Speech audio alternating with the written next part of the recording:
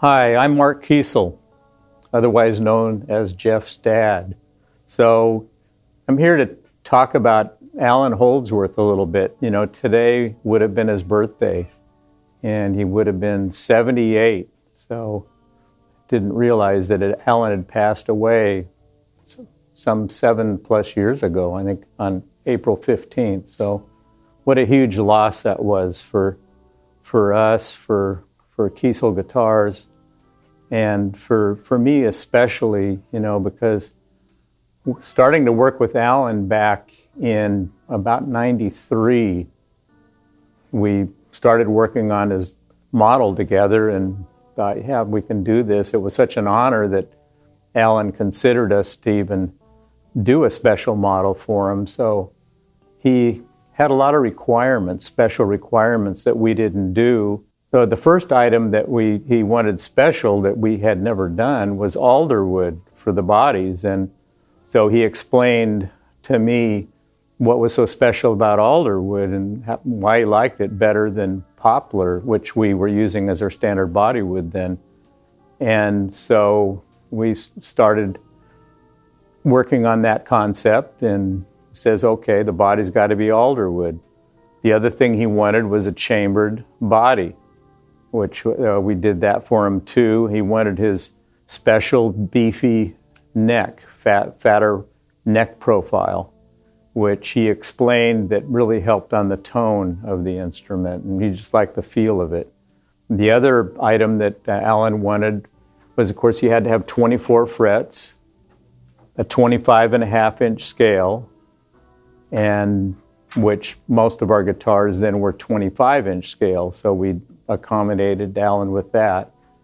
And the 20-inch neck radius, which we had never done. I think at the time we were 14-inch neck radius was standard on our guitars. So we went and did a special 20-inch neck radius, which required special tooling to grind the fingerboard at that radius. So he explained why he wanted it. It made for faster fingering. The other item that he wanted was, we talked about, you know, wanting to produce a special pickup for Allan. And he was apprehensive about that at first, you know, because he did have a deal with Seymour Duncan. And we said, well, you know, all of our guitars have our pickups on them, so let's try to design a special pickup just for you, Allan. And so he, again, had special requirements. You know, one of them was to use special plain brown enamel magnet wire. Well, at the time, the wire was real expensive. It's like triple the price of standard polyurethane magnet wire. So we did that. We bought the wire. We started winding his coils. And he says, the other thing is I don't want them wax dipped, so he just liked the tone of the pickup with them being un-wax dipped. And because when you wax dip them, it kind of solidifies the wire all together as one mass, and he liked the natural open tone of an unwaxed pickup. So, and you can do unwaxed pickups with plain brown enamel wire. You cannot do it with polyurethane wire. Polyurethane wire is very slippery. And so the wire, when you're playing and at loud volumes with the pickup close to the amp, the wire gets reverberating against itself. Where with plain enamel wire, if you wind it properly, you can produce pickups without microphonics with plain brown enamel wire. So we did that for him. So we did a lot of different prototypes in the pickups, and you know, it was one of the things that took the longest to develop for the guitar. We worked with Allan starting, you know, in 93. We didn't come out with the guitar until 96. That's how long it took to develop every facet of his model. In 99, or just before that, Allan says, hey, I want to do another body. I want, you know, something with a fatter body that's more chambered. And he wanted the top to be live from the top and the back. He didn't want any kind of bracing touching, so I worked on that, and we came up with an idea to suspend the bracing inside the body. And I have an example of it here. This is the bracing. This is cutaway, obviously. And so these twin beams go from here to where the bridge is, down here. They do not touch the back or the top. And it gave them that free resonant body, and it made the guitar very lightweight. Allan was into lightweight. We were trying to come up with a name for this model, and so Allan says, what about calling it the Fat Boy? And said, we like that, so we called it the Fat Boy. The other item I didn't talk about earlier was the headstock. And Allan liked headless guitars because they were so light. He used to play the Steinbergers, and then he had a custom guy, DeLapp. He was using their guitars for headless. So I says, well, what about if we design a headstock that's very compact? We'll get the tuning keys as close to the end of the fretboard as we can. And so we came up with 3 different designs for Allan, and this is the one Allan chose that he liked. So this is what was on both the H1 and H2 models that he used back in '96. And then we just kept this headstock going, which it's still going today. So then after that, we started working on a headless model for Allan. I think the first one was introduced in 2012. And the reason we didn't have a headless prior to that, we didn't have a good bridge. And so a guy from Asia came up with the J Custom tremolo. Had rollers on it, and we got some prototypes, made them, Allan liked it. Okay, so then we had the first headless guitars were 2012, and through 2017, we came up with our own Kiesel hip shot trim, which uses springs, sounds so much better, and it stays in tune really well. So anyhow, that's what we still offer today. And Allan, when we got that guitar for him in 2017, it was actually, we got it to him first in 16. He started using it, loved it. We introduced it in early 17, and so anyhow, that was the guitar Allan really loved, and Allan came by here all the time. So really miss going to lunch with Allan. We'd go over to Stone Brewery and have some lunch and maybe a beer or two, and anyhow, Allan was really pleased with that latest model. Yeah, in 2015, we redesigned the Kiesel, went from the 11-pole concept per coil to 6 poles. And both of them have their merits. They both have their advantages. But one thing that the 6-pole pickups have is a little bit more focused tone.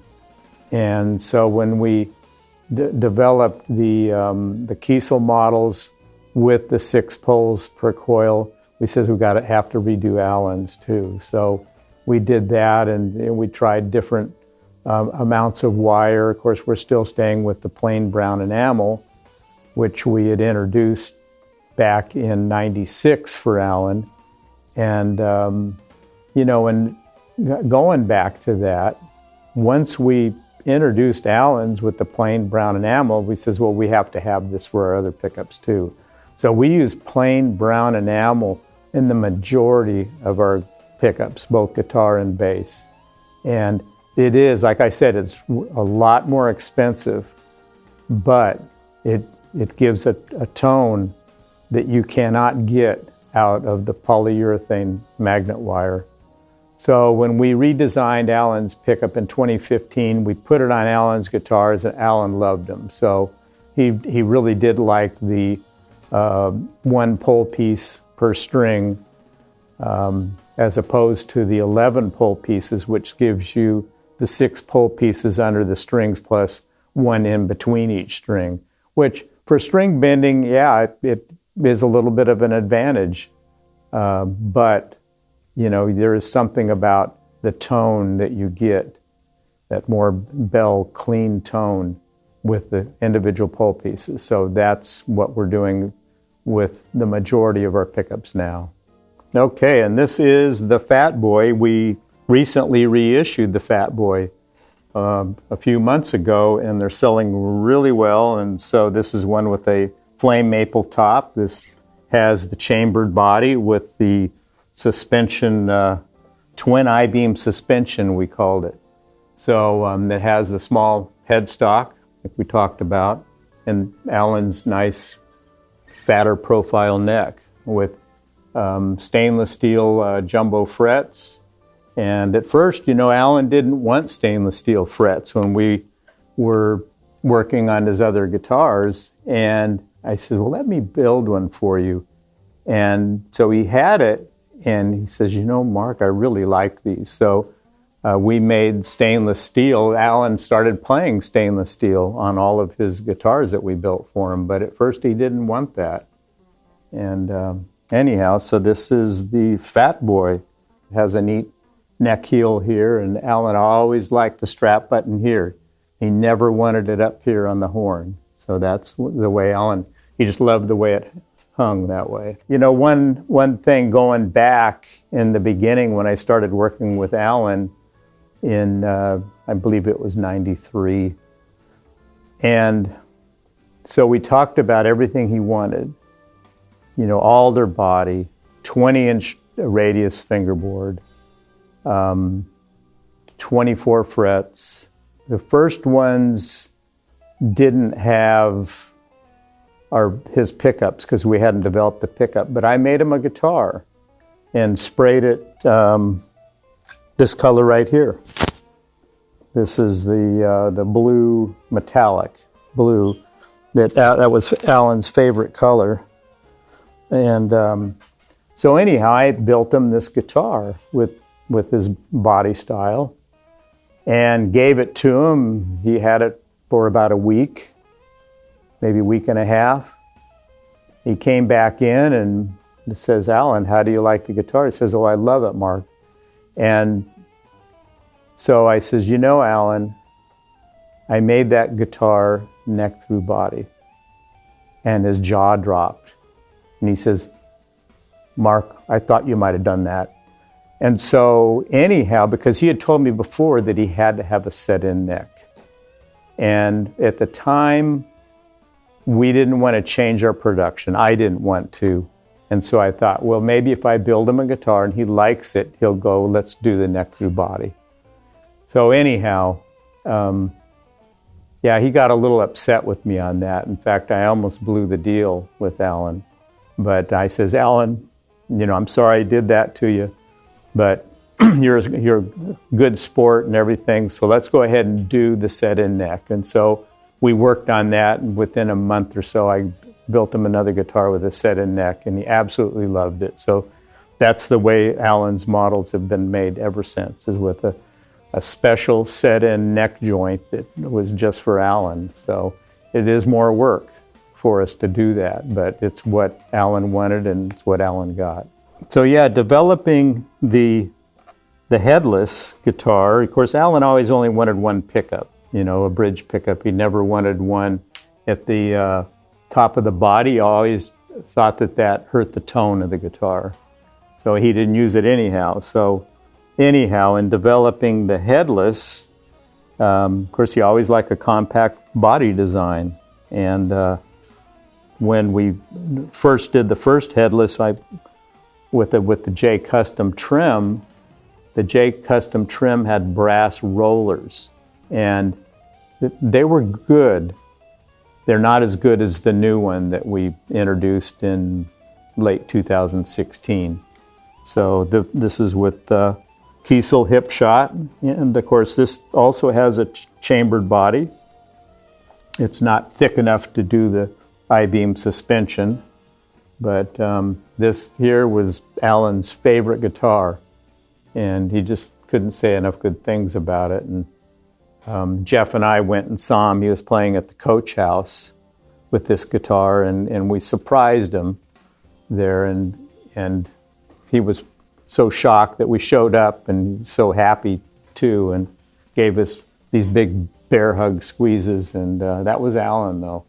We always loved seeing Allan at the NAMM show, and what a great guy Allan was. So still miss him, think about him all the time. But this was his baby, the one he was playing exclusively at the end. So anyhow, miss you, Allan.